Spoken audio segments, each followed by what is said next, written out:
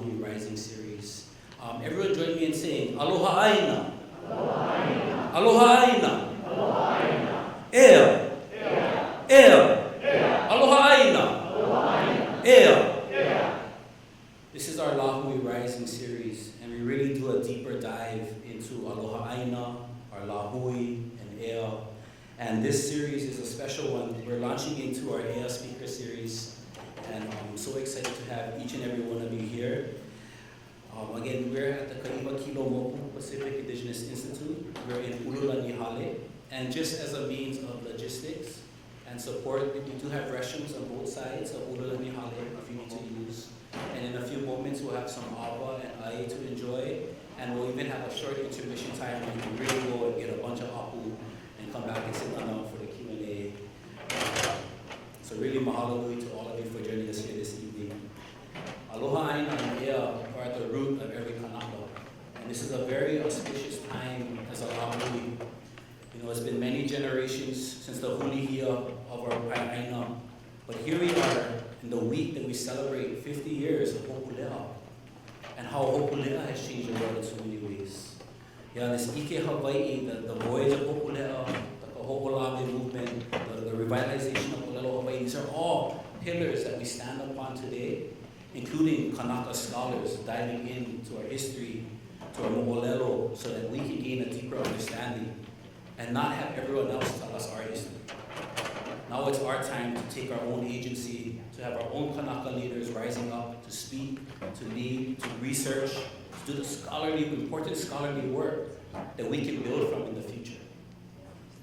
You know, tonight we're extremely excited to be joined by Dr. David Keanu Sai, who will share his research and work to help shine a light on the mo'olelo and the historical implications of our Hawaiian kingdom and its standing as an independent nation that we had secured since Lāpuʻokoʻa in 1843. His works have recently been published in the Oxford University Press, which is a major accomplishment, and we will let him share a little more about that. But please help me welcome our hoa, Dr. David Keanu Sai.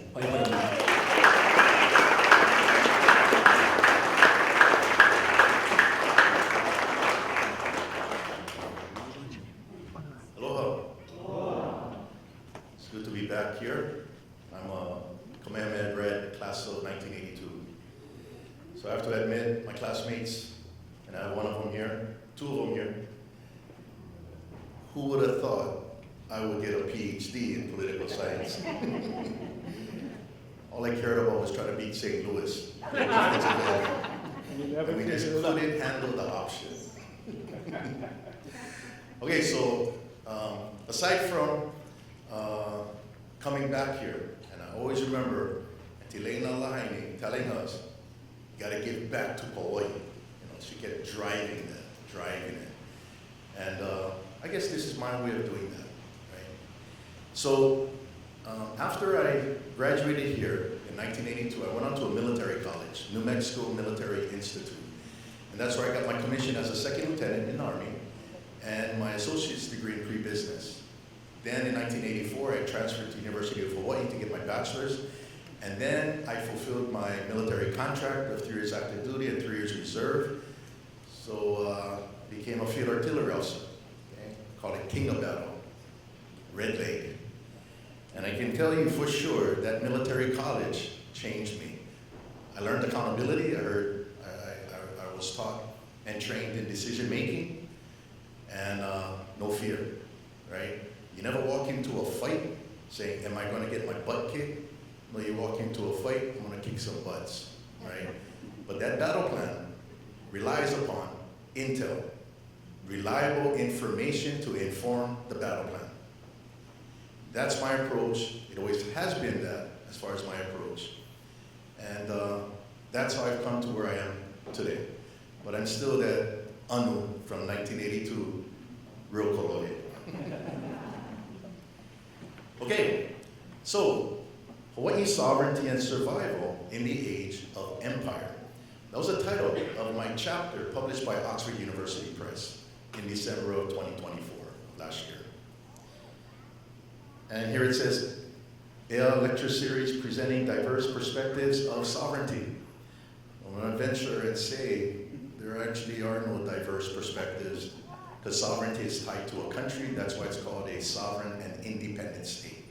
So you either are a sovereign state or you're not. Not that there's a perspective. Now the perspective may come about in pursuing sovereignty that is not achieved yet. And that's where you might have different perspectives, some through decolonization, incorporation into the state itself.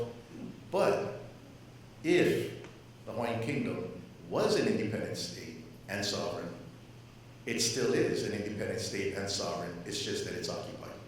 Okay? And I'll be going over that. So as a political scientist, terminology is so important. And I like to say in the past, we've been unknowingly explaining a football game using baseball rules. All I brought into the equation is football rules. Facts still the same, but now the significance of those events resonate.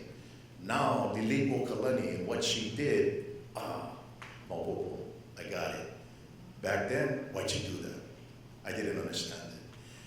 So, what I seek is wisdom through constant learning and research, so I never stop, right? If I find something to add to my scholarship, I welcome it. If I need to adjust, I adjust. We call that a tactical move. Yeah? In the Army, you don't react to a crisis, you respond to a crisis. Responders are those who walk into the fire. Those who react run from the fire. Running from the fire, like an active shooter on campus, is normal. That's normal. To run, survive. What is not normal is first responders going into the fire, dealing with that, and they're dealing with intel real quick, and you adjusting, making tactical decisions. That's how the Army trains, right? So everybody runs, we go forward, everybody runs backwards. So for me, I rely on people who understand how to respond to a crisis. And that possibly we might have something in common where we can collaborate on something. But I want to share with you where or how we've got to this point where we are now, because we're at a pivotal stage in our history, very pivotal. So, let's begin. Okay, International Court recognized the Hawaiian Kingdom as a state, a sovereign state. On November 8, 1999, the Permanent Court of Arbitration in The Hague, Netherlands, received a notice of arbitration in a dispute between Lance Larson, a Hawaiian subject, and the Hawaiian Kingdom, represented by the Council of Regency. Before the court could establish an arbitrational tribunal to resolve the dispute, it had to determine whether the Hawaiian Kingdom currently exists as a state under international law. On June 20th, 2000, the arbitrational tribunal was formed after the court concluded that the Hawaiian Kingdom continues to exist as a state despite the American overthrow of the government on January 17, 1893. This is from their website. Okay. They identify Lance Paul Larson as a private entity and the Hawaiian Kingdom a state, a current existing state. And then they form the tribunal. And I'm there at the bottom, representatives of the respondents, David Keanu Sai, agent. So I was in charge of the legal team, so I know this case very well. And the dispute centered on this.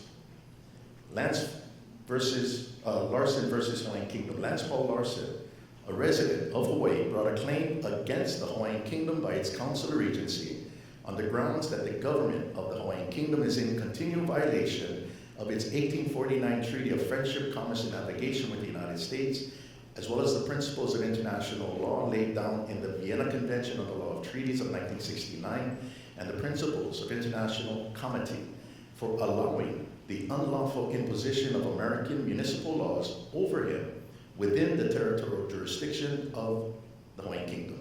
Now that's a very affirmative description of an existing country where American laws are being illegally imposed, because if that was not the case, you wouldn't have it on the website of the World Court. And this is the Permanent Court of Arbitration that also addressed the dispute in the South China Sea. This was the Philippines versus China. Okay.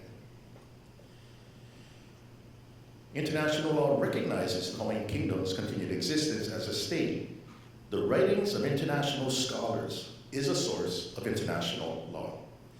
In 2002, international law scholar Professor Matthew Craven from the University of London, SOAS, wrote a legal opinion as to why the Hawaiian Kingdom continues to exist under customary international law. In 2019, international criminal law scholar Professor William Shapitz from Middlesex University, London, wrote a legal opinion on war crimes being committed in the Hawaiian Kingdom since 1893. And then in 2020, international law scholar Professor Federico Lenzerini from the University of Siena, Italy, wrote a legal opinion on the authority of the Council of Regency. Oxford Press recognizes the American occupation of the Hawaiian Kingdom. England's Oxford University Press is the highest level of peer-reviewed academic publishing in the world. Before Oxford Press publishes a manuscript, it is submitted to peer reviewers that have expertise in an area covered in the manuscript. The reviewer's role is to find holes in the manuscript that the author has to address. Once the reviewers are satisfied, the manuscript is published in the name of Oxford University Press. In its publications, it states, Oxford University Press is a department of the University of Oxford. It furthers the university's objective of excellence in research, scholarship, and education by publishing worldwide. This is the book that was published this past December, titled Unconquered States, Non-European Powers in the Imperial Age. 25 scholars from around the world were invited by the editors of this book, 2 professors, one from London School of Economics and Political Science and the other from Boston University, to write a chapter on a non-European country from the 19th century that withstood and survived imperialism and continues to exist today as an unconquered state. I was reached out by them to write the chapter on the Hawaiian Kingdom. And that's my chapter 21, where I cover Hawaii's history from Captain Cook.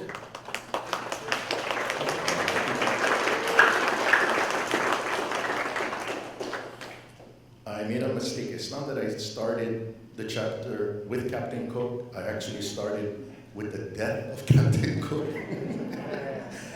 The rise of Kamehameha, government reform, the invasion of the Hawaiian Kingdom by U.S. Marines that ultimately overthrew the next day our government,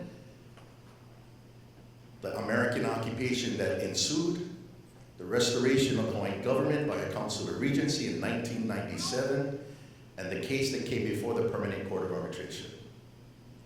If the Regency was not the Regency, this publication would not have been, this manuscript would not have been published.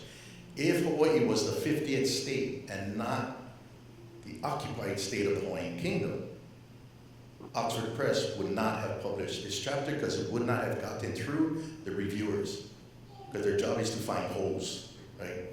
So this is a significant step for our Lāhui in ensuring that our history, the correct legal and political history, is now before the whole world. And this is worldwide, so that's very important. And what I like to say, our kupuna's voice, the 19th century, loud and clear. And that's what's important. So I was honored to be a part of that in bringing their voice back to the world. And one of the reviewers of the book, not the manuscript, and this one is from the University of Chicago, he writes, "This is an excellent collection of scholars writing on an important set of states which deserve and to be considered together." Right? So this book is about unconquered states, which is Persia, Iran today, Ethiopia, China, Japan, Thailand, Tonga, Hawaiian Kingdom. That's where we are. And we've always been there, but only now we're starting to understand it. Through the publication of these facts, it is now official that the American occupation of the Hawaiian Kingdom is the longest in modern history. It was previously thought that the Israeli occupation of the West Bank and Eastern Jerusalem was the longest, that began in 1967. It is when the occupation is known worldwide is when it will eventually come to an end by a treaty of peace. How we unravel the lies toward compliance of international law. This is the false narrative that we're led to believe here in Hawaii, as if our history started in 1898. So in 1898, the Hawaiian Islands were incorporated into the territory of the United States. In 1946, the United States reported to the United Nations that Hawaii was a colonial possession under its administration since 1898. A colonial possession is a non-state or non-country territory.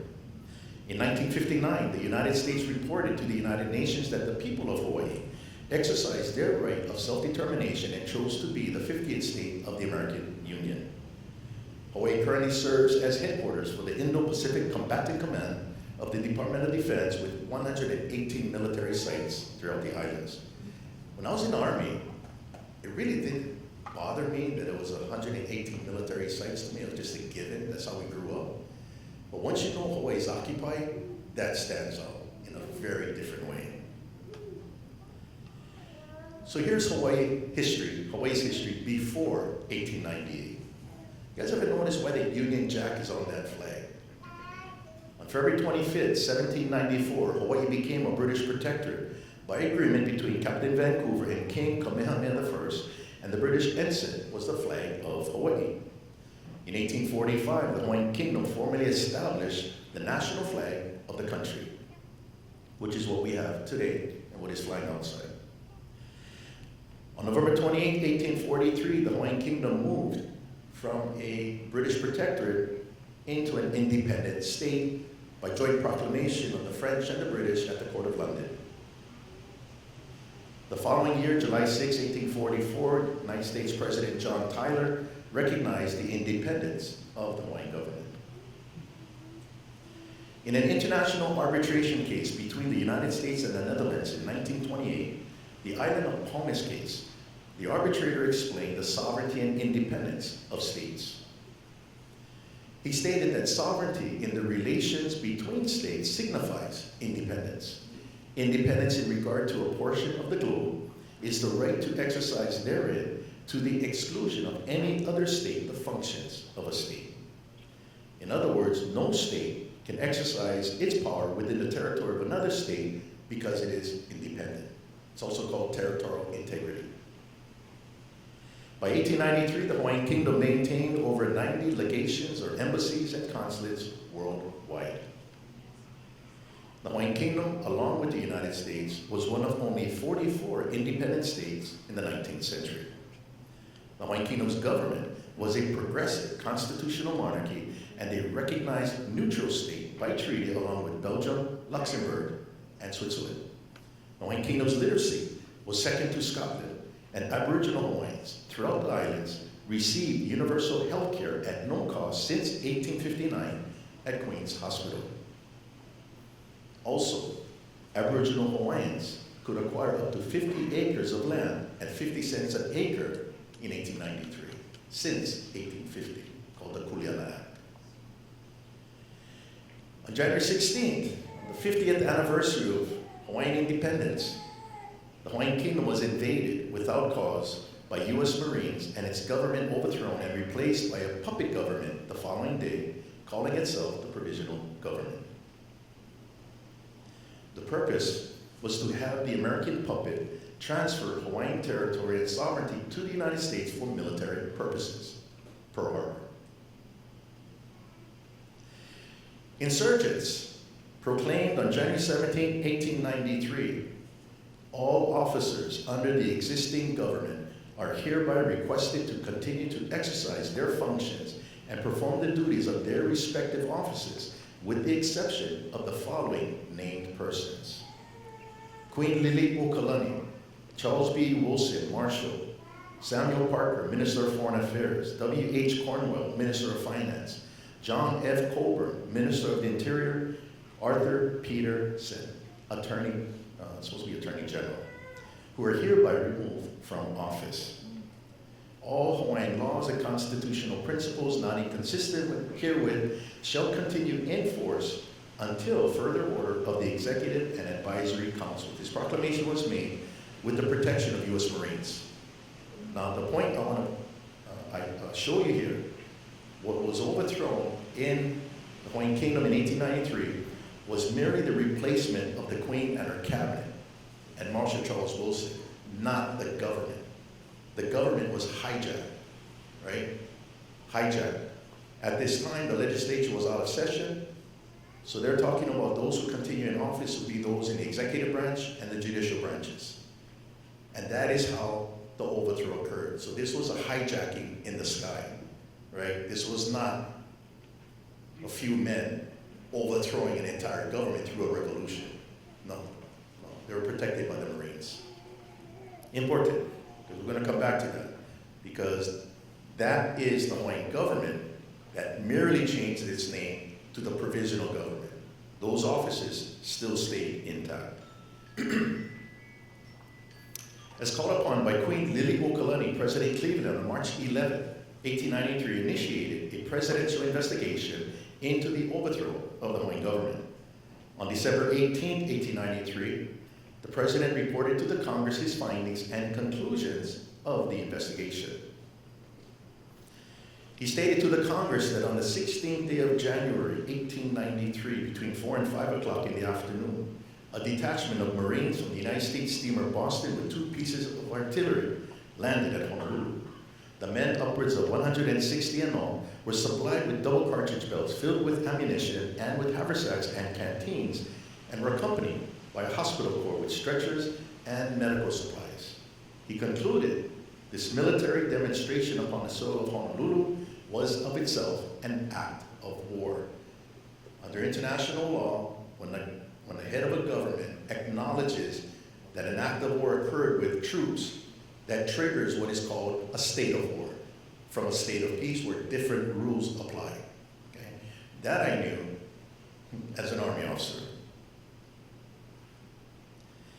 He also stated that by an act of Congress, with the participation of a diplomatic representative of the United States and without authority of Congress, the government of a feeble but friendly and confiding people has been overthrown. He also concluded that the provisional government owes its existence to an armed invasion by the United States. You see the terms that are being used here? These are the terms applied to what is called the laws of war, okay? Also called international humanitarian law, we say today. So the provisional government was not made up of businessmen, as the story goes today. No, they were insurgents, but a puppet of an invader.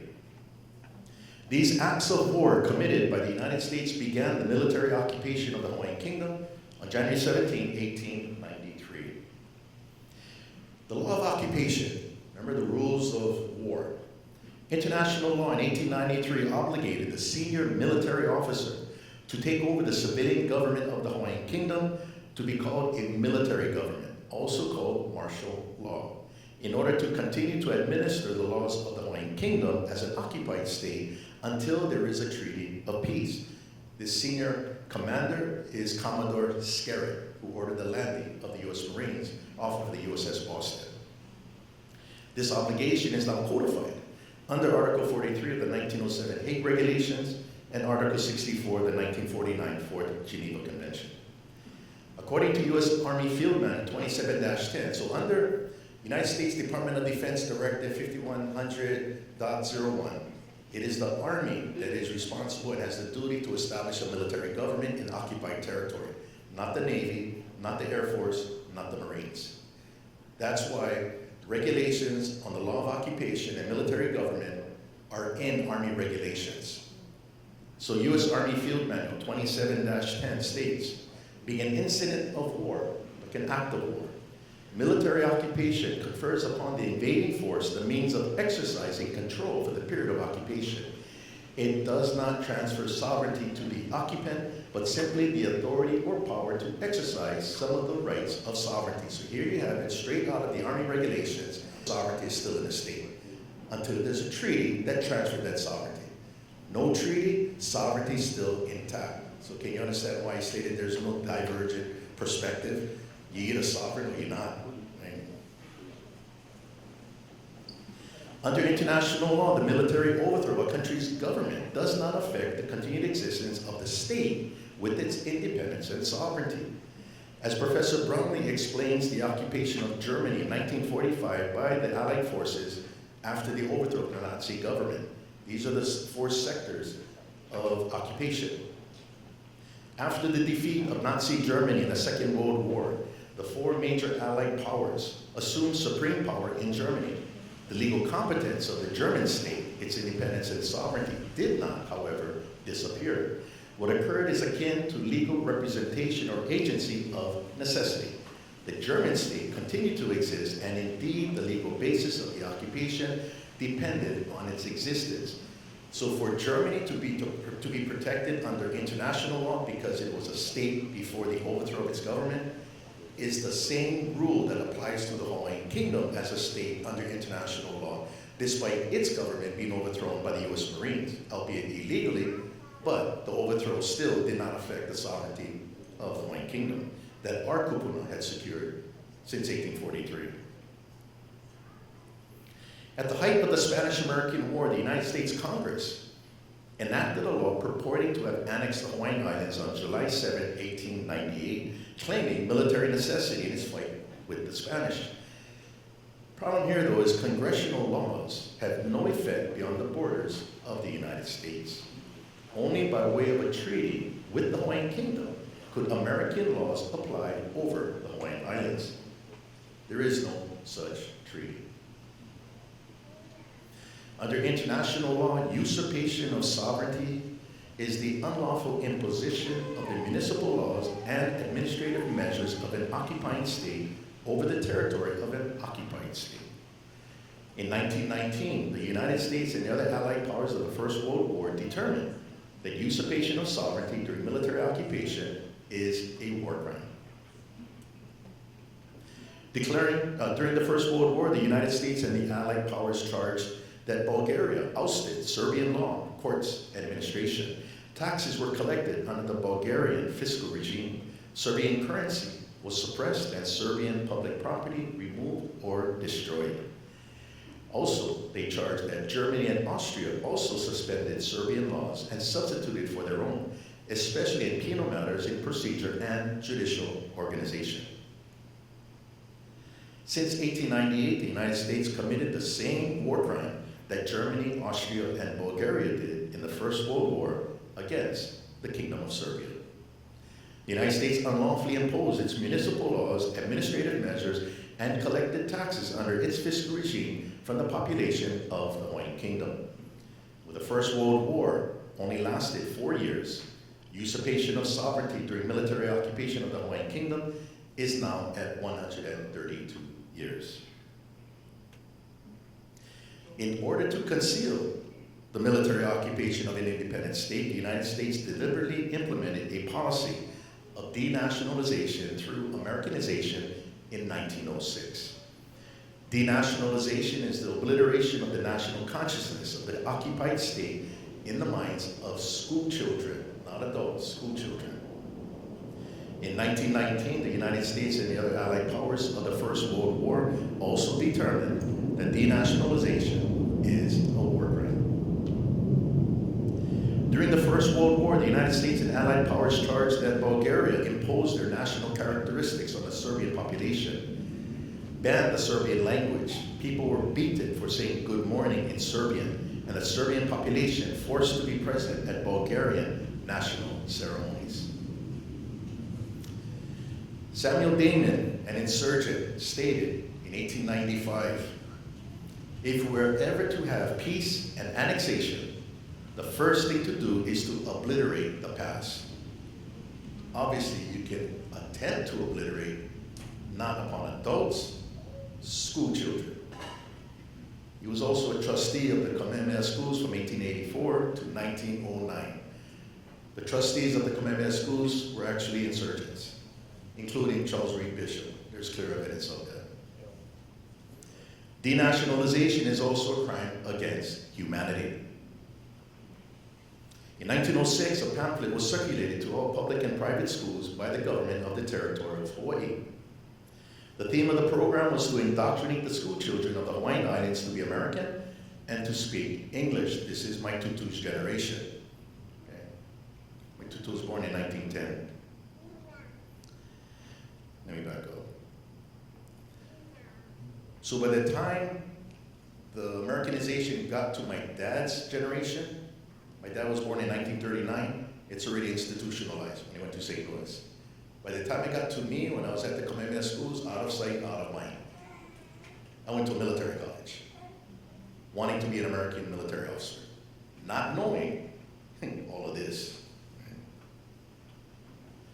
So, British novelist Dresden James wrote, "When a well-packaged web of lies has been sold gradually to the masses over generations, the truth will seem utterly preposterous and its speaker a raving lunatic." I started this as a lunatic years ago. This lunatic has a PhD and a published chapter at Oxford University Press.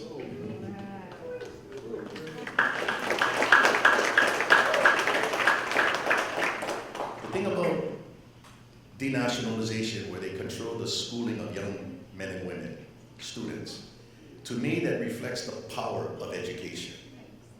The power. And they weaponized it, the insurgents, right? You gotta respect that, because within 3 generations it's wiped clean. But that is how powerful education is, and that is the weapon we're gonna use to fix education. U.S. Army Field Manual 6-27 states that military occupation of territory involves a complex trilateral set of legal relations between the occupying power, the temporarily ousted sovereign authority, and the inhabitants of the occupied territory. Military occupation does not transfer sovereignty to the occupying power, but simply gives the occupying power the right to govern the enemy territory temporarily.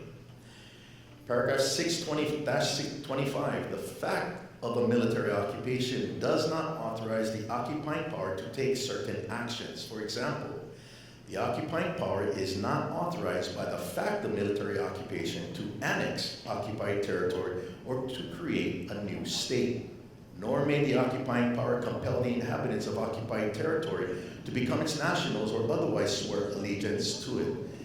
What I'm sharing with you are football rules to a football game that was played back then that continues to be played today. And these football rules illuminate some heavy stuff, right? Heavy, but it's real. In the 1927 SS Lotus case between France and Turkey, the Permanent Court of International Justice stated, "Now the first and foremost restriction imposed by international law upon a state is that failing the existence of a permissive rule to the contrary, it may not exercise its power in any form in the territory of another state. Territorial integrity, independence, sovereignty." In this sense, jurisdiction is certainly territorial. It cannot be exercised by a state outside its territory except by virtue of a permissive rule derived from international custom or from a convention or treaty. What would allow the United States to be in occupied territory called the Hawaiian Kingdom is by virtue of Article 43 of the Hague Regulations to establish a military government to administer the laws of the occupied state. That is the only provision that allows it. But what allows it to happen, to be present here now, is American laws, like the Statehood Act of 1959 passed by Congress being imposed in Hawaii, because that's an American law, which is the war crime of usurpation of sovereignty. Territorial government, 1900, the Organic Act, that is an American law passed by Congress that was illegally imposed in the Hawaiian Kingdom as an occupied state, right? So sovereignty is sweeping. It has a sweeping effect, whether we believe it or not, whether we know of it or not. But international law operates on this premise, as every country operates. So it is so important that we understand and that we know we are a sovereign state. There is no other perspective, but rather the legal reality. We're occupied. Now we can start to begin, how do we fix the problem, right? And that's when we get into remedial prescriptions. And it's what I call a military approach to a military occupation. And it's going to draw from my training as a field artillery officer, because I know those Army regulations. My PhD in political science only sharpened my skills as an Army officer, right? So, that's me when I was a bit younger, right? I got on in 1994 as a captain, as a battery commander, first of the 487 Field Artillery. So I want to take what I learned. We're going to apply this because at this time, I don't have my PhD yet or my master's degree. All I have is my bachelor's degree in sociology from 1987 at UH, right? This is purely military. So first thing, we've got to determine the mission. For over a century, the United States has not complied with international humanitarian law and the law of occupation, as I showed you, by establishing a military government to temporarily or provisionally administer Hawaiian Kingdom laws in 1893. Compliance with the law of occupation will bring the prolonged occupation to an end through a treaty of peace. So, we came up with the mission. Through all legal means, compel the United States and the state of Hawaii to begin to comply with international humanitarian law and the law of occupation. Very simple. The approach is not to strive for sovereignty, because the Hawaiian Kingdom continues to exist as a state under a prolonged occupation. Under international law, occupation does not transfer sovereignty to the occupying state, but merely the temporary authority to administer the laws of the occupied state. So this would directly affect the way people may think, well, the United States will never give it back. No, wrong statement. The United States never had it. So they can't give back anything, right? So again, it's the terminology we need to use based on this understanding. Now some may say, well, our government, the Hawaiian Kingdom has to be restored. Wrong. Hawaiian Kingdom never left. The question should be, when is the occupation going to come to an end? Now that's the question that can be answered, right? So can you see the shift in approach? Very affirmative and not reactionary. I hope you give me something, right? It's called the Stockholm Syndrome. The approach here is to leverage Hawaiian state sovereignty to compel compliance by the occupying state.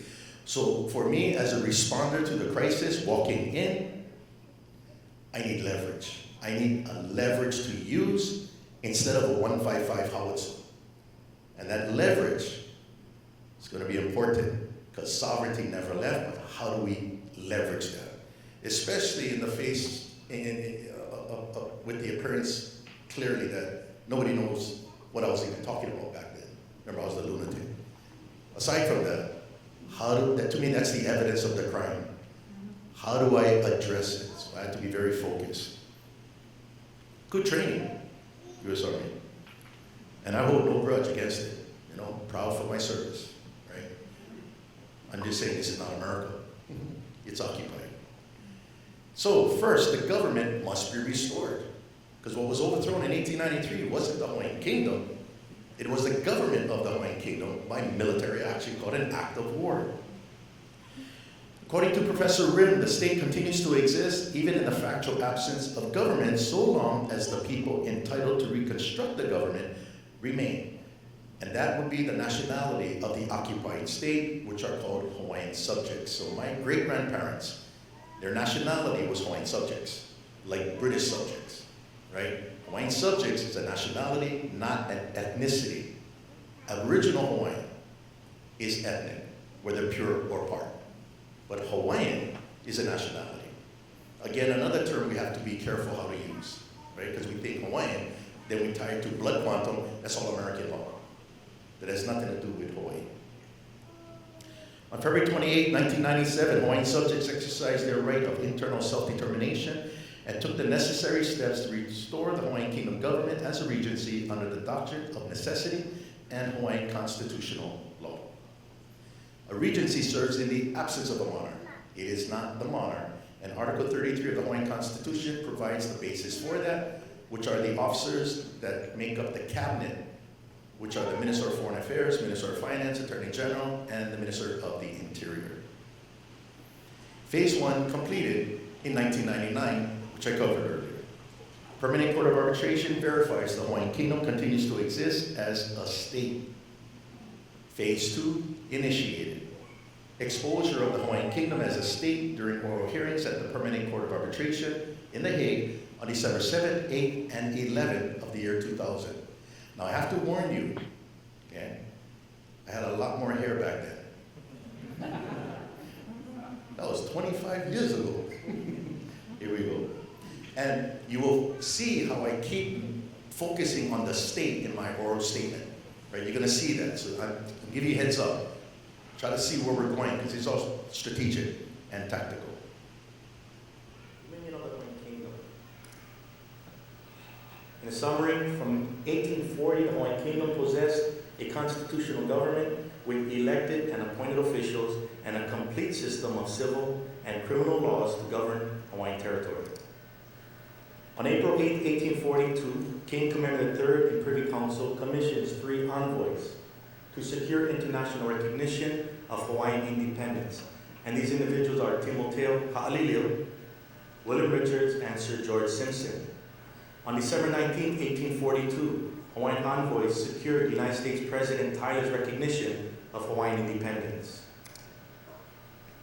November 28, 1843, the British government and the French government formally entered into a declaration recognizing Hawaiian independence. In our pleadings, we refer to that as the 1843 Anglo-Franco Proclamation. From that point, Hawaii has had its statehood recognized as being independent.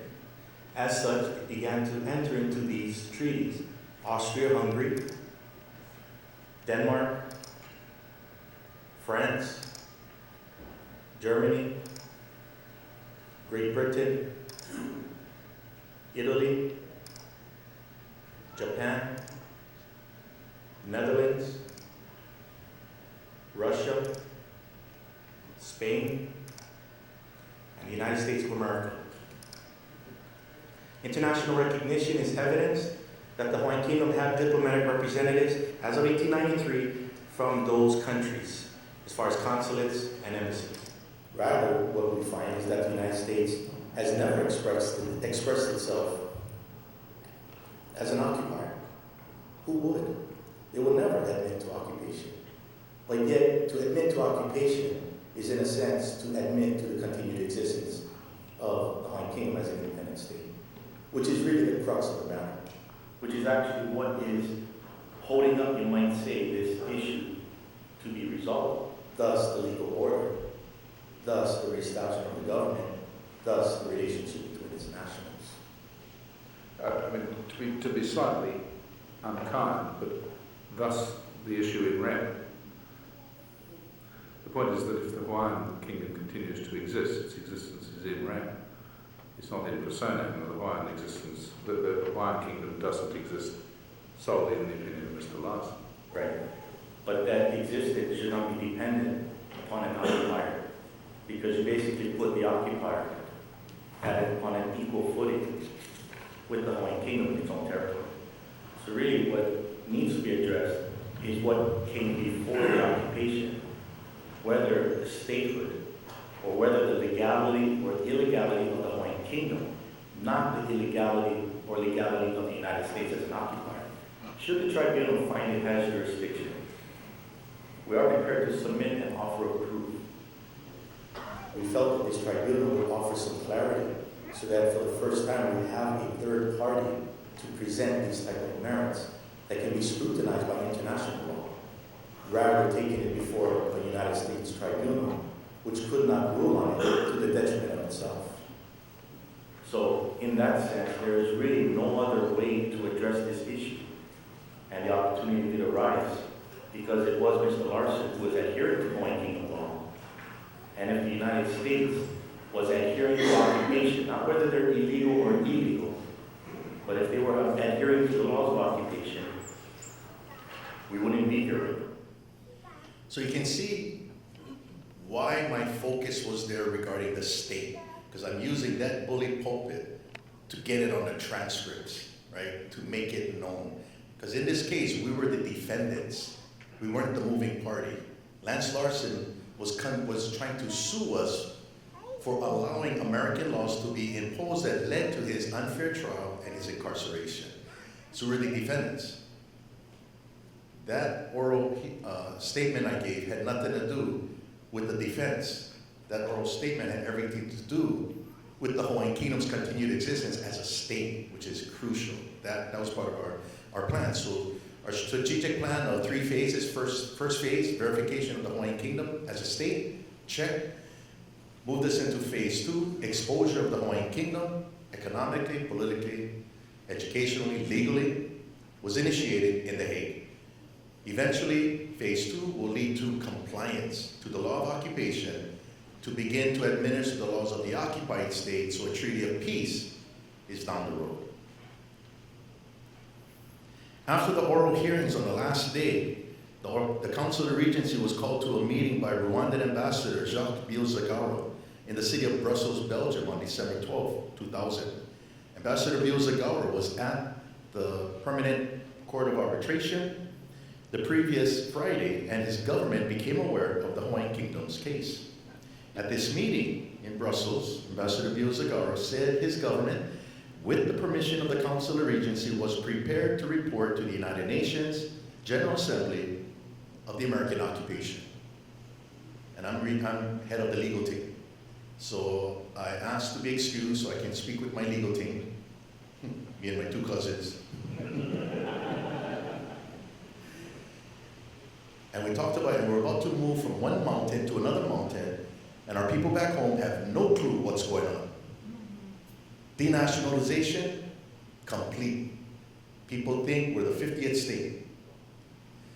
So I sat back down in front of the ambassador and stated, after careful consideration, the council thanked the ambassador for Rwanda's offer, but it could not accept the offer in good conscience because it needed to address the devastating effects of denationalization first. So we're going to look at the field manual. What are the rules on what we can and cannot do as a belligerent, meaning we're occupied. Remedies for violation of international law, war crimes. In the event of violation of the law of war, the injured party, Hawaiian Kingdom, may legally resort to remedial action of the following types. We will select A, publication of the facts with the view to influencing public opinion against the offending belligerent. Since returning from the Permanent Court of Arbitration in the year 2000, the Council of Regency addressed the devastating effects of the war crime of denationalization by having me enter the University of Hawaii Political Science Department, the graduate program, to acquire a master's degree and a PhD degree specializing in international relations and law. In 2003, the Hawaiian Society of Law and Politics was established at the University of Hawaii that encouraged multidisciplinary research and publication of the facts on the subject of the Hawaiian Kingdom and the American occupation. Hawaiian Society of Law and Politics publishes the Hawaiian Journal of Law and Politics at the University of Hawaii. And this began a plethora of academic research, master's theses, doctoral dissertations, so it's no longer the Council of Regency. This is multidisciplinary. This was an article written by a professor in Canada, from Canada, published in a Japan journal, a Japanese journal. And these are the publications. And the latest, Unconquered States. Also in 2017, the National Education Associations held an assembly, and the Hawaii State Teachers Association. The delegates submitted a resolution that was passed that stated that NEA will publish an article that documents the illegal overthrow of the Hawaiian monarchy in 1893, the prolonged illegal occupation of the United States in the Hawaiian Kingdom, and the harmful effects that the occupation has had on the Hawaiian people and resources of the land. Because we're teaching this at the University of Hawaii, these teachers were taking our classes, and that's what they were learning, and they're implementing it in their curriculum. When they returned home, they got in touch with me to see if I could write those articles for them to be published by the NEA today. First one, April 2nd, 2018, the illegal overthrow of the Hawaiian Kingdom government.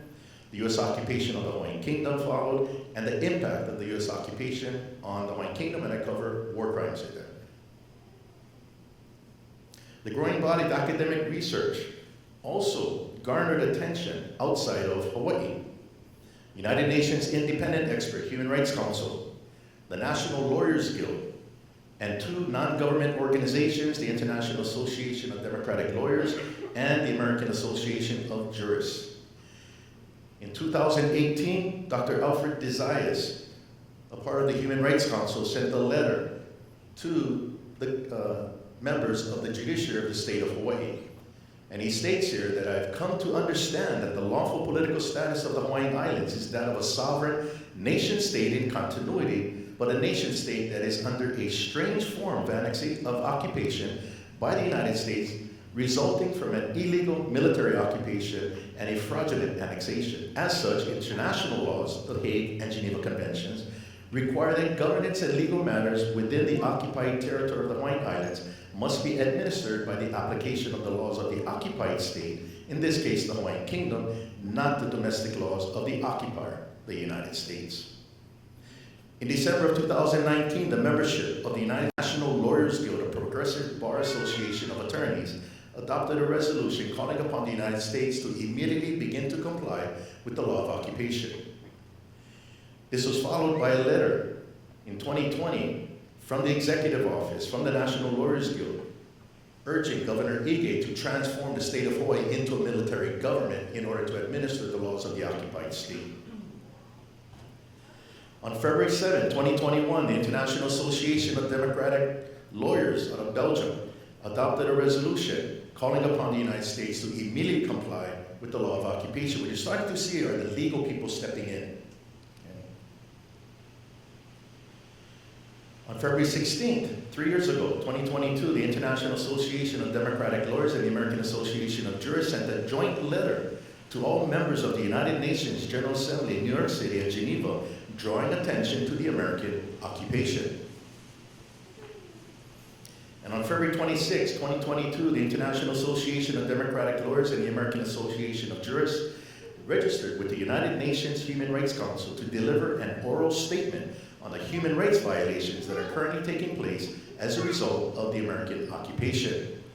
Both organizations asked me to deliver the oral statement to the Human Rights Council scheduled for March 22nd, 2022.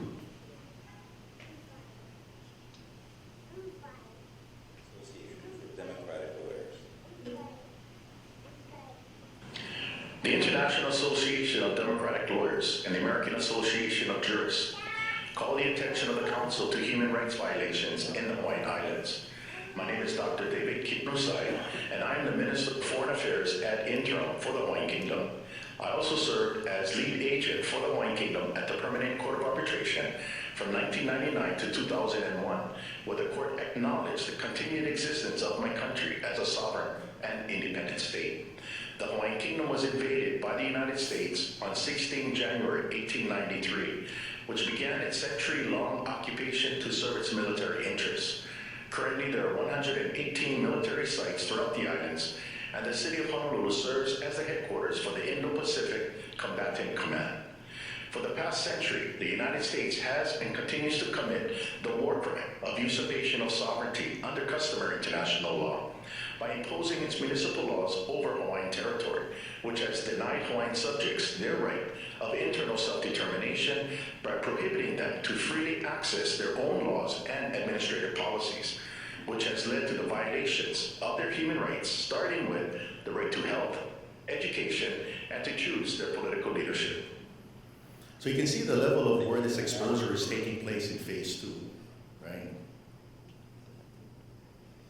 So the United States unlawful act since 1893 set in motion the commission of the war crime of usurpation of sovereignty during military occupation. This war crime triggered secondary war crimes that include the war crime of compulsory enlistment. Remember the drafting? World War I, World War II, Korea, Vietnam. Those are illegal. The war crime of denationalization. The war crime of confiscation or destruction of property. The war crime of deprivation of a fair and regular trial. The war crime of deporting civilians of the occupied territory. The war crime of transferring populations into an occupied territory. A potent check on abusive power. Remember when I mentioned leveraging sovereignty?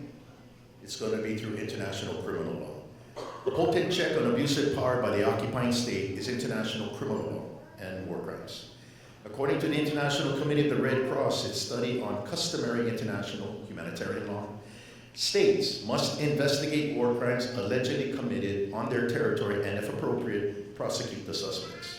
This rule that states must investigate war crimes and prosecute suspects is set forth in numerous military manuals with respect to grave breaches of the Geneva Convention, but also more broadly with respect to war crimes in general. So the duty under international law of an occupied state's government is to investigate war crimes because they're supposed to protect the population from war crimes themselves, even when they don't even know that they're a victim of a war crime. So on April 17th, the Royal Commission of Inquiry in 2019 was established. And I was installed as the head because of my expertise. And the purpose of the Royal Commission of Inquiry shall be to investigate the consequences of the United States belligerent occupation, including with regard to international law, humanitarian law, and human rights, and the allegation of war crimes committed in that context.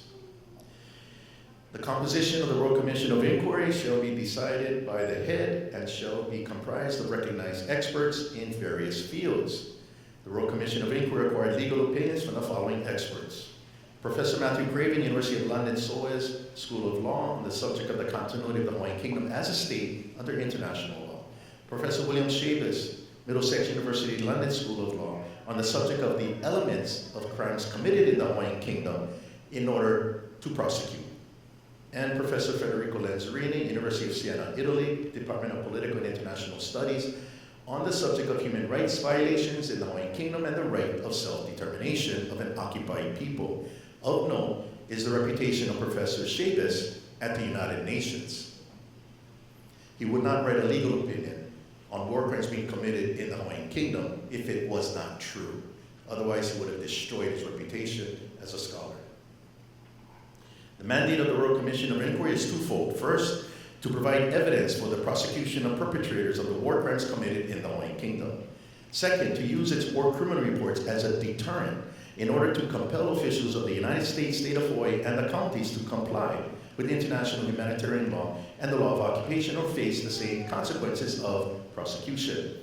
There are no statutes of limitation for war crimes, and if there is evidence that war crimes have been committed in the Hawaiian Islands with awareness that their acts are unlawful, the mens rea, the perpetrators will be prosecuted whether here or abroad. More importantly, there's no statute of limitation as I'm restating, because in 2022, 3 years ago, Germany convicted a former concentration camp secretary, a 97-year-old woman who was convicted of Nazi war crimes. You don't want to mess with war crimes, right?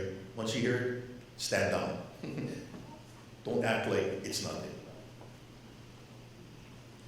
Also, command responsibility for war crimes. The U.S. Army updated Army Regulation 600-20, Army Command Policy, which states that under the heading of command responsibility under the law of war, commanders are legally responsible for war crimes they personally commit or order committed or known or should have known about and take no action to prevent, stop, or punish. Consequently, if commanders know or should have known that war crimes are being committed and take no action to prevent, stop, or punish, they could be held criminally liable for the war crime by omission. That is an Army doctrine that exists today. International law requires that since the state of Hawaii is in effective control of 10,931 square miles of Hawaiian territory, and the federal government is in effective control of less than 500 square miles, it is the state of Hawaii that is responsible for transforming itself into a military government. Within the state of Hawaii command structure, it is the duty of the most senior officer of the Army National Guard to transform the state of Hawaii into a military government in accordance with the law of occupation and Army regulations. In 2014, the Council of Regency proclaimed provisional laws so that the Hawaiian Kingdom laws in 1893 can be brought up to date, so that we don't blow this place up by following black letter law. Because if we follow black letter law, you have to administer the laws of 1893. Obviously, so many years have passed. So the proclamation, the Council of Regency stated that all federal and state of Hawaii laws shall be the provisional laws of the Hawaiian Kingdom so long as they do not run contrary to the express reason and spirit of Hawaiian Kingdom law. American laws that run contrary to Hawaiian Kingdom law are federal tax laws, IRS, and the Jones Act, just to name two.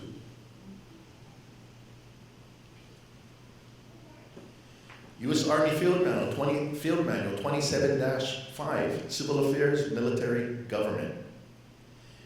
The theater commander bears full responsibility for civil affairs, military, government.